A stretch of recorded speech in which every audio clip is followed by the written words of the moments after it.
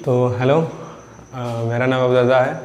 तो आज से हम लोग ब्रिज को स्टार्ट करने जा रहे हैं, जिसमें कि 9th के जो इतने भी इम्पोर्टेंट चैप्टर है वो हम लोग कवर करेंगे, ठीक। जो कि आपके आगे क्लास में जो यूज़ होने वाले हैं, जैसे 10th 11th और 12th जो बेसिक चीज़ें हैं वो 9th की जितनी भी सारी चीज़ें हैं वो हम लोग कवर करेंगे। फिर उसके बाद लगभग जनवरी से हम लोग अपना 10th का कोर्स स्टार्ट कर देंगे, ठीक। तो चलिए पढ़ते हैं, देखते हैं। पहला जो चैप्टर है, जो हमको इम्पोर्टेंट चैप्टर है, वो एक मोशन है 9th क्लास का, गति। तो उसमें जो पहला आपका टॉपिक है वो गति है और विराम है, ठीक। तो गति और विराम क्या होता है, कोई आइडिया? हाँ, गति एक स्थान से दूसरे स्थान तक जाते हैं, उसे हम गति करते हैं। जैसे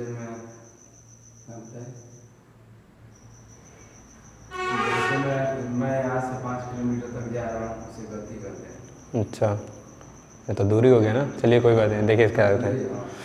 देखिए गति क्या होता है। मैंने जो ये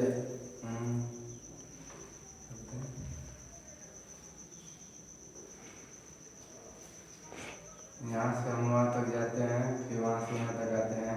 नहीं, कल बताया था ना, जैसे कोई भी ऑब्जेक्ट है ना, कोई भी वस्तु है, समय के साथ अपने अवस्था में, यानी अपने स्थान या फिर कोई चीज़ों में अगर परिवर्तन नहीं कर रहा है। जैसे ये मार्कर है, एक मार्कर है ना, बैठ जाओ, एक मार्कर है, ठीक। और ये हमारे सामने है अभी, देखो, समझो समझो, हमारे सामने मार्कर है। हमारे मान लेते हैं ये कितनी दूरी पे है, आधे मीटर की दूरी पे है, ठीक। ये कोई वस्तु है, हमको ये देखना है कि ये विराम में है या गति में है, ठीक। तो हमें आपको देखना, अब देखेंगे कि ये समय के साथ अपने अवस्था में, अपने स्थान में चेंज कर रहा है कि नहीं, परिवर्तन कर रहा है कि नहीं। तो अब देखें 1 मिनट बाद भी, अरे 1 सेकंड बाद भी ऐसा ही है, फिर अगले सेकंड बाद भी ऐसा ही है। इसका मतलब समय के साथ अपने अवस्था में परिवर्तन नहीं कर रहा है। इसका मतलब क्या है, ये गति में है। अगर 1 सेकंड बाद यहाँ रहे, 1 सेकंड बाद यहाँ रहे, 1 सेकंड बाद यहाँ रहे, तो इसका मतलब पहले आधे मीटर की दूरी पे था या फिर यहाँ आ गया, यहाँ पे आ गया। इसका मतलब ये अपनी अवस्था में चेंज कर रहा है। इसका मतलब ये क्या है, विराम में है। विराम में है। अगर अवस्था में चेंज कर रहा है तब विराम में, अरे गति में है। और क्या बोलते हैं, समय के साथ अपनी परिवर्तन नहीं कर रहा है, तब इसका मतलब वो विराम में है। अगर चेंज कर रहा है तो गति में है, नहीं कर रहा है तो विराम में है। तो ये चीज़ है। और फिर उसके बाद क्या आता है, और एक चीज़, हमको कोई भी गति और विराम कोई पूछेगा तो पहले हमको पूछना होगा कि किसके रेस्पेक्ट में, यानी कौन देख रहा है, ऑब्जर्वर कौन है। जैसे ट्रेन अगर चलती रहती है, ट्रेन में मेरे सामने एक लड़का बैठा है, मैं उसके सामने बैठा हूँ। तो जब ट्रेन चलती है तो जब कोई बाहर से इंसान देखेगा मेरे सामने वाले लड़के को, तो वो क्या दिखेगा कि वो चल रहा है, गति कर रहा है, दिखेगा ना, ठीक। ट्रेन में मैं बैठा हूँ, मेरे सामने एक कोई बैठा है, ठीक। और मेरे को क्या लगेगा, वो विराम में है। और लेकिन जो ट्रेन से बाहर है वो देखेगा तो क्या लगेगा, वो गति में है, ठीक। तो ये क्या दोनों फ़र्क हो गया। एक को लग रहा है कि गति में है, दूसरे को लग रहा है कि विराम में, ठीक। तो इसका मतलब यहाँ से एक बात पता चले कि नहीं, गति और विराम क्या चीज़ है, दोनों सापेक्षित टर्म है, सापेक्षित है। यानी कि हमको देखना होगा कि कौन कहाँ से देख रहा है, किसके रेस्पेक्ट में हम बात कर रहे हैं ना। तो ये सारी चीज़ें हो गई। फिर अब इसके बाद हम लोग बात करते हैं कि दूरी और विस्थापन की। जब भी हम गति करेंगे तो क्या होगा, कुछ ना कुछ दूरी हम तय करेंगे। तो दूरी जो होता है वो क्या होता है, पाथ ट्रेवल, यानी कि हम लोग कितना रास्ता तय किए हैं, ठीक, उसे हम दूरी कहते हैं। और उसके बाद विस्थापन आता है, यानी किसी भी दो बिंदुओं के बीच की न्यूनतम दूरी को विस्थापन कहते हैं। ये हो गया।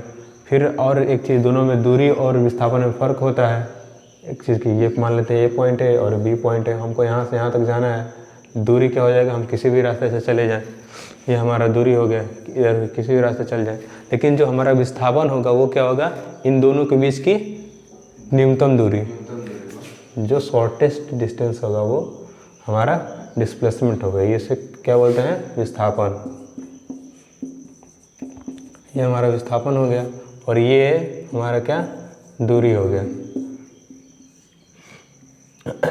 ठीक। और यहाँ से एक क्वेश्चन आता है कि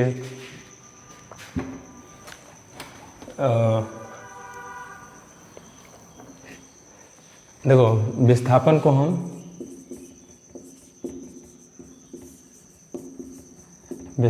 हम यहाँ पे डी से डिनोट यस से डिनोट कर रहे हैं ना। अगर यस लिखेंगे तो क्या होगा, वो विस्थापन, और दूरी को हम डी से डिनोट कर रहे हैं ना। तो एक रिलेशन बताना है कि कौन सा करेक्ट है इसमें ऑप्शन हमें, ठीक। ए ऑप्शन जो है हमारा वो है S is greater than D, यानी कि विस्थापन दूरी से ज़्यादा होता है।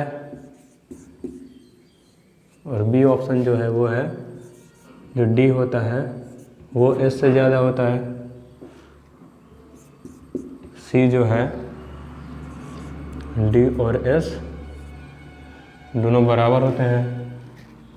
और डी जो है आपका वो क्या है, डी जो है, और ये हमेशा के लिए है, हमेशा। कौन सा ऑप्शन सही होगा, बी। डी यानी कि दूरी है और ये एस विस्थापन है, ठीक, सही है। लेकिन अगर हम इसको देखें तो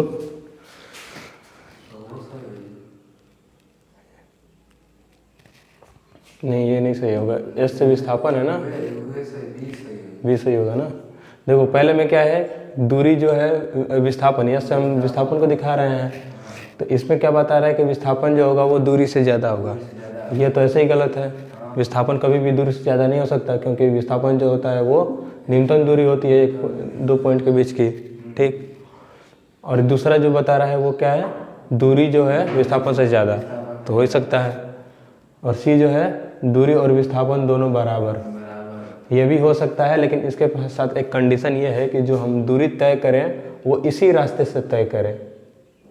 अगर हम इसी रास्ते पे चलें तो हम हाँ, तब ये दोनों बराबर हो जाएगा, तब सही होगा। और ये गलत है ऐसे ही, क्योंकि विस्थापन, ये भी सही हो सकता है। देखो इसका क्या मतलब होता है इस चिन्ह का, कि या तो ये सही हो या ए, यानी कि इसका मतलब होता है ना ग्रेटर देन या इक्वल, ग्रेटर देन वो इक्वल। तो एस जो है ये एस विस्थापन ग्रेटर देन और इक्वल, इक्वल तो हो सकता है ना, ग्रेटर देन नहीं होगा। दूरी जो है डी से हमको दूरी को डिनोट कर रहे हैं, ठीक। दूरी जो है विस्थापन के, दूरी जो है विस्थापन से ज़्यादा होता है, लेकिन इसमें क्या बता रहा है, दूरी जो है विस्थापन से कम है, ठीक। तो ये वाला तो हमारा रिलेशन गलत हो गया। लेकिन इसके साथ ये एक और भी है कि इक्वल है, तो इक्वल वाला तो सही हो गया ना। अगर हम इस रास्ते से जाएं, जो विस्थापन का रास्ता है उसी रास्ते से हम अगर अपना दूरी तय करें तो बराबर हो जाएगा डिस्प्लेसमेंट और दूरी, विस्थापन और दूरी। हाँ, मतलब देखो इसका मतलब यही होता है कि कोनो एगो सेटिस्फाई कर जाए, कोनो एगो सेटिस्फाई कर जाएगा तो हो जाएगा सही, ठीक। लेकिन हाँ, इसके साथ कंडीशन ये है कि आपको इस जो विस्थापन का रास्ता है उसी से आपको दूरी तय करना पड़ेगा, ये चीज़ है। दूरी विस्थापन क्लियर हो गया। फिर इसके बाद आते हैं चाल पे।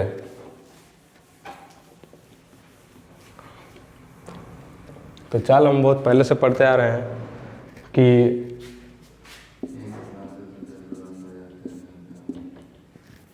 चाल जो होता है वो दूरी अपॉन समय, यानी कि प्रति इकाई समय में हम कितनी दूरी चल रहे हैं ना, तो उससे हम क्या कहते हैं, चाल। और इसके साथ ही जो वेक्टर वाला होता है, सदिश जो इसका मात्रक होता है, क्या बोलते हैं उसको, सदिश जो राशि होती है उसे क्या बोलते हैं, वेग ना। और वेग में आपका दूरी ये इसके साथ चाल के साथ आता है, और वेग के साथ क्या आता है, विस्थापन।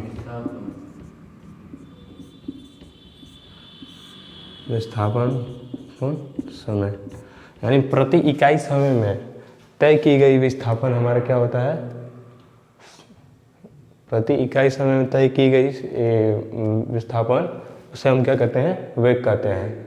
ठीक, तो जैसे विस्थापन में आपको ना बताना होगा कि आप गए हैं ए से बी तक, तो आपको बताना होगा कि हाँ ए से बी हम गए हैं, इसीलिए क्या है, सदिश राशि है विस्थापन। वैसे ही वेग क्या है, सदिश राशि है। आपको बताना होगा कि हाँ ए से बी जाने में हमारी ये वेग थी। ठीक, तो दो चीज़ें होती है ना, सदिश और अदिश, जिसमें एक परिमाण की ज़रूरत होती है, परिमाण की दोनों में ज़रूरत होती है, एक में दिशा की ज़रूरत होती है और एक में दिशा की ज़रूरत नहीं होती है। तो सदिश में जो होता है वो परिमाण और दिशा दोनों की ज़रूरत होती है, और अदिश जो होता है उसमें सिर्फ परिमाण की ज़रूरत होती है। ठीक, तो ये दोनों में डिफरेंस है। तो इस पर एक क्वेश्चन कर लें।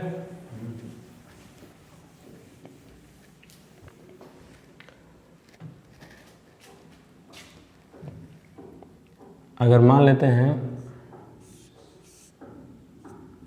ये कोई गाड़ी है, ठीक, और ये 5 मीटर पर सेकंड के वेलोसिटी से चल रही है। नहीं, 5 मीटर प्रति सेकंड की वेग से चल रही है ना। तो बताइए कि 2 सेकंड बाद आपका भी कितना है, वेग को ना भी से दिखाते हैं वेग को, तो इसका भी कितना है, 5 मीटर पर सेकंड। ठीक, तो बताओ कि 5 सेकंड बाद जो टाइम है, टाइम को टी से डिनोट करते हैं, तो जो टाइम है वो कितना, 5 सेकंड। 5 सेकंड बाद वो कितनी दूर विस्थापन किया होगा। 5 मिनट में वो 5 किलोमीटर तय कर नहीं, लिया।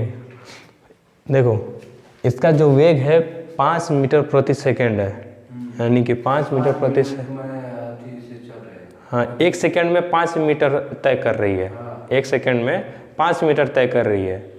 तो 5 सेकंड में कितना तय करेगी, 5 मीटर, 1 सेकंड में 5 मीटर तय कर रही है। 50-25। हाँ, तो वही कैसे हमको पता चला, जो हम विस्थापन देखे थे, विस्थापन को किससे डिनोट कर रहे थे, एस से। ठीक, और यस जो हमारा क्या होता है, अभी हम देखे थे ना, जो वेग था हमारा, वेग को हम भी से डिनोट कर रहे हैं। वेग हमारा क्या था, विस्थापन अपॉन समय, तो हम विस्थापन को किससे डिनोट कर रहे हैं, एस से, और टाइम को टी से। ठीक, हमको ये पता है, ये पता है ना, भी और टी। ठीक, और हमको क्या निकालना है, विस्थापन, कि कितना वो विस्थापन किया। तो इसको हम इधर भेज सकते हैं, S इज इक्वल टू भी इंटू टी, हो सकता है ना, भी इंटू टी कर देंगे। तो यस हमको निकालना है, भी कितना है हमारा, 5, और कितना टाइम है, 5, तो कितना गया हमारा यस, ठीक, यानी कि 25 मीटर वो चला होगा इतने देर में। ठीक, ये चीज़ें हो गई। अच्छा, हमको ये पता चल गया कि अगर वो 5 मीटर प्रति सेकंड की स्पीड से चल रहा है तो इतना विस्थापन किया होगा। अगर ऐसा हो कि पहले सेकंड में उसकी जो वेग है 5 मीटर प्रति सेकंड है, लेकिन अगले सेकंड में 6 मीटर प्रति सेकंड हो गया, फिर अगले सेकंड में 7 मीटर प्रति सेकंड हो गया, तब हमको पूछ देगा कि विस्थापन कितना होगा, तब हम कैसे निकालेंगे।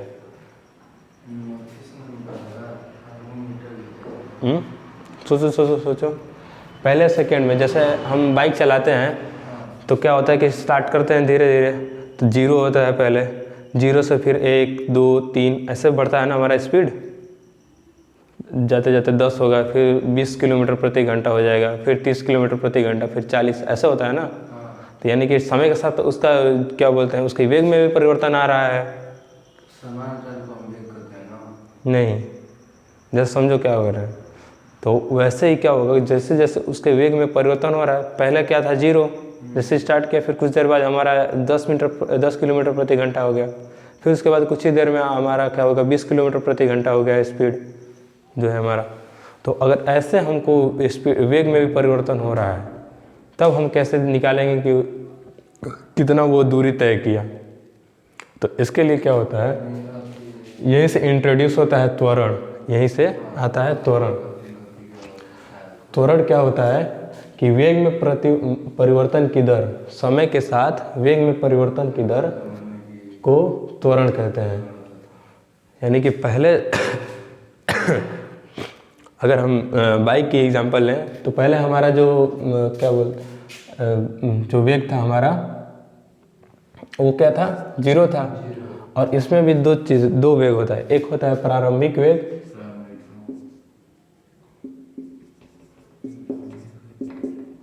प्रारंभिक वेग मतलब कि जो हम जिस पॉइंट से हम ले रहे हैं, जिस समय से ले रहे हैं उस समय का वेग, और हमारा जो लास्ट टाइम है वो, ठीक। प्रारंभिक यानी कि t = 0 पे, यानी समय जब हम 0 मान रहे हैं कि अभी अभी स्टार्ट कर रहे हैं। जैसे बाइक स्टार्ट किया तो उसका प्रारंभिक वेग क्या था, 0, ठीक। तो हमारा प्रारंभिक वेग कितना है, 0, ठीक। और हमारा अंतिम वेग एक होता है, अंतिम वेग। और अंतिम वेग मतलब कि हम जब रास्ता खाली हो गया, स्टार्ट कर रहे हैं, जब चलने लगे तो मान लीजिए 40 किलोमीटर प्रति घंटा की स्पीड से हम चल रहे हैं, वो हमारा अंतिम वेग हो गया, ठीक। अगर उसे ले लें 40, ठीक। प्रारंभिक वेग भी हमारा कितना, 0, अंतिम वेग क्या हो गया, 40 किलोमीटर, ठीक। तो ये तो हम क्या बोलते हैं, उसमें अगर ले रहे थे कि जब हमारा वेग था, जब समान था, तब हम सीधा कितना विस्थापन किया उसके लिए v × t कर दे रहे थे, यानी विस्थापन × टाइम। तब हमारा विस्थापन आ जा रहा था, अरे वेग × टाइम, वेग × समय कर दे रहे थे, हमारा विस्थापन आ जा रहा था। लेकिन अब क्या हो रहा है कि जो हमारा वेग है वो भी समय के साथ परिवर्तन कर रहा है। तो इसके लिए क्या होता है, यहाँ से आता है त्वरण, यानी कि कोई भी चीज़ त्वरित कर रहा है। जैसा है ना कि बाइक में एक्सेलरेट कर रहे हैं, तो जैसे जैसे एक्सेलरेट करते हैं क्या होता है, हमारा स्पीड चेंज होता है। तो जब स्पीड हमारा चेंज होगा समय के साथ तो क्या होगा, वहाँ से त्वरण आएगा। तो यहाँ से आपका त्वरण आता है।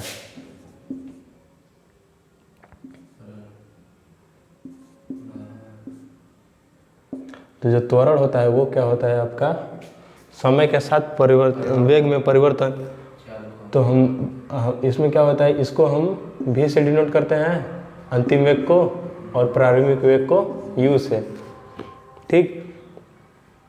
तो हमारा जो जैसे पहले कुछ एक टेस्ट हुआ ना, चलिए इसको एग्जांपल से समझते हैं।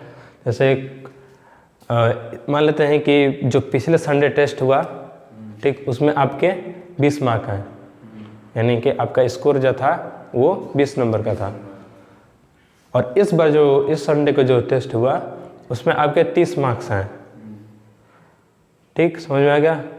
तो अब बताओ कि कितने अभी से और उस टाइम से लेके अभी तक कितना आपके मार्क्स में परिवर्तन आया, कितना, 10 का ना। तो कैसे हम निकालें, यानी कि अभी जो जितना आया हमारा इस संडे, यानी कि अंतिम वाला मार्क्स, अंतिम 30 मार्क्स था, और जो पहले हमारा कितना था, 20, वही ना किए, तब हमारा ये परिवर्तन आ गया। कितना परिवर्तन आया हमारा, तो 10 था। तो वैसे ही हम यहाँ पे करेंगे कि जो हम त्वरण निकालने के लिए, हम वेग में परिवर्तन निकालने के लिए क्या करेंगे, अंतिम वेग माइनस प्रारंभिक वेग करेंगे। तो हमारा अंतिम वेग क्या है, v, और हमारा प्रारंभिक वेग क्या है, u। और एक चीज़ था, समय के साथ परिवर्तन, वेग में समय के साथ जो परिवर्तन होता है उसे हम त्वरण कहते हैं। तो अपन टाइम कर देंगे। तो इससे हम यहाँ से हमारा क्या आता है, त्वरण। और त्वरण को हम डिनोट करते हैं a से, एक्सेलरेशन इसको इंग्लिश में बोलते हैं। इसी की वजह से इसको a से डिनोट करते हैं, ठीक। तो हमारे से ये एक रिलेशन आ जाता है v - u अपॉन t, ठीक, समझ आया। तो यहाँ से हम त्वरण निकाल लेंगे। लेकिन अभी भी हमारा पूरा कॉन्सेप्ट ख़त्म नहीं हुआ है, क्योंकि हमको दूरी निकालना था। अभी हमारे पास त्वरण आया है कि इतने मीटर प्रति सेकंड स्क्वायर से वो त्वरित हो रही है, ठीक। तो चलिए देखते हैं, और भी हमको देखना होगा।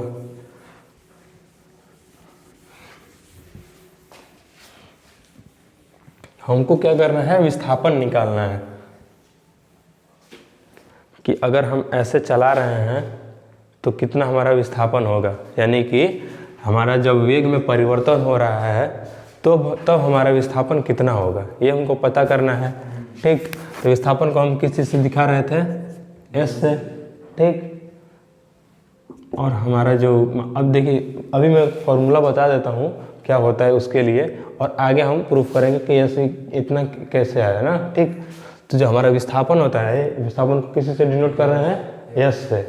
विस्थापन जो होता है वो प्रारंभिक वेग u इंटू टी, ठीक, प्लस हाफ, और हमारा जो एक्सेलरेशन था यानी त्वरण वो a, और टाइम का टी स्क्वायर। जब हमारे वेग में परिवर्तन हो रही होती है तब हम विस्थापन इस फॉर्मूले से निकालते हैं। ठीक, तो चलिए देख लेते हैं। जैसे हमारा प्रारंभिक वेग मान लेते हैं, प्रारंभिक, अब तो समझिएगा यू से यू लिखेंगे मतलब कि प्रारंभिक वेग। प्रारंभिक वेग मान लेते हैं कि 0 था। ठीक, अंतिम वेग मान लेते हैं 40 था। अंतिम वेग को किससे डिनोट करते हैं, v से। ठीक, और अंतिम वेग कितना है हमारा, 40। ठीक, और टाइम कितना लगा इस वेग तक पहुंचने के लिए, मान लेते हैं 10 सेकेंड लगा। जो टाइम लगा वो 10 सेकेंड लगा। इतना चीज़ हमको दिया है। ठीक, इतना चीज़ हमको दिया है। अब पूछ रहा है कि इतने टाइम में वो कितना विस्थापित हुआ होगा, कितना दूर चला होगा। तो देखो, अगर हमको सिर्फ ये दिया होता है कि यूनिफॉर्म वेलोसिटी होता है ना, यानी समान वेग होता ना, समान वेग होता तो हम v इंटू टी करके निकाल लेते, वेग इंटू समय करके निकाल लेते कि इतना विस्थापन हुआ है। लेकिन हमारा क्या है, असमान वेग है, असमान वेग है, यानी पहले 0 था फिर 40 हो गया बाद में, यानी समय के साथ तो ये चेंज हो रहा है, इसका मतलब ये असमान वेग है। हाँ, तो अब इसके लिए क्या करेंगे, हम इस फॉर्मूले से निकालेंगे कि विस्थापन कितना हुआ होगा। लेकिन इसके लिए तो हमको ए निकालना होगा, ये हमको दिया नहीं है इसमें, यानी कि त्वरण निकालना होगा। तो त्वरण के लिए हम अभी क्या पढ़े थे, v minus you upon T. ठीक, ये हमारा ए किसको डिनोट करता है, त्वरण को। v डिनोट करता है किसको, अंतिम वेग। u किसको, प्रारंभिक वेग, और टाइम t। और ये सारी चीज़ें हमको दिया है, तो इससे हम पहले a निकाल लेंगे। तो a हमारा कितना हो जाएगा, v कितना है यहाँ पे 40, वेरी गुड। u कितना है 0, वेरी गुड। और t 10, ओके। तो यहाँ से हमारा a कितना आ जाएगा, 40 में से 0 गया, कोई फर्क नहीं पड़ेगा, 10 40 ही रहेगा, फिर अपॉन 10, ये ख़त्म। तो हमारा a कितना आ गया, 4 मीटर पर सेकेंड स्क्वायर। इसकी जो SI यूनिट होती है वो क्या होती है, त्वरण की, मीटर प्रति सेकेंड स्क्वायर। ठीक, फिर उसके बाद आते हैं, अब हमको ये निकालना है ना, S। ठीक, तो अब हमारा तो A आ ही गया, अब यहाँ पे हम लिख के वहाँ पे रख के हम S निकाल सकते हैं। तो S जो होगा, U हमारा कितना है 0, टाइम कितना है हमारा 10 प्लस हाफ, और हमारे A कितना है, कितना है अभी 4 आया है। ठीक, और टाइम कितना है हमारा 10 ना। ठीक, तो 10 t का स्क्वायर लिखना होता है, टाइम का स्क्वायर, तो 10 का स्क्वायर कर देंगे। तो यहाँ से हमारा 0 में किसी भी चीज़ का मल्टीप्लाई करें वो क्या होता है, 0 हो जाएगा। ठीक, प्लस हाफ 1/2, 1/2 इंटू 4, और 10 का स्क्वायर करेंगे तो कितना होगा 100। 10 का स्क्वायर करना है, यानी कि 10 में 10 का गुणा करेंगे तो कितना होगा 100। हाँ, तो यहाँ पे 100। ठीक, तो ये 2 से ये कट सकता है 2 बार में, तो यस जो हमारा कितना हो गया, किसी भी चीज़ 0 में जोड़ेंगे तो उससे कोई फ़र्क नहीं पड़ेगा, तो 2 × 100 कर देंगे, यानी यस कितना आ गया हमारा 200। ठीक, 200 मीटर। इसका मतलब कि अगर इस प्रकार की वेग से चल रहा है, इस प्रकार की वेग से चल रहा है तो 10 सेकंड में वो कितना विस्थापन किया होगा? 200 मीटर। समझ में आ गया? ठीक, ये होता है एक्सेलरेशन वेलोसिटी। समझ में आ गया ना?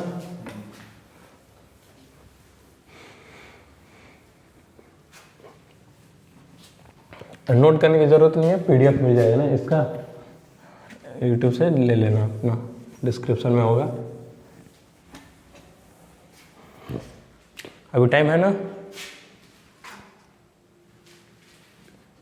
51। चलो और एक चीज़ बता देते हैं कि क्वेश्चन करा दें।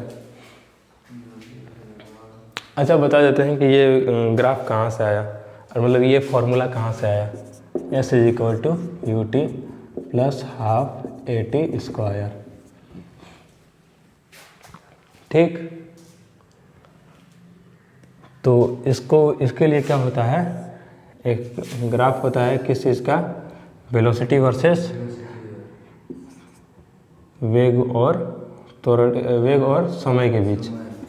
ठीक, हमारा भी ये था, मान लेते हैं ये भी ये है और u है। और हाँ, प्रारंभिक वेग जरूरी नहीं है कि वो हमेशा 0 ही हो, कुछ भी हो सकता है। ठीक, तो इसके लिए हम इस पे वेग ले रहे हैं, तो हम मान लेते हैं कि यहाँ पे प्रारंभिक वेग ये है, कुछ न कुछ ये, और ये क्या होता है, समय के साथ एक समान वेग चल रहा है, तो ये धीरे धीरे बढ़ रहा है, यानी कि एक समान वेग नहीं है, यानी कि ये समय के साथ परिवर्तन हो रहा है इसके वेग में। ठीक, ये हो गया। तो ऐसा जब होता है तो इसके लिए जो वेग, और हमको ये अभी मानना पड़ेगा, वेग समय ग्राफ, वेग समय ग्राफ का जो एरिया होता है का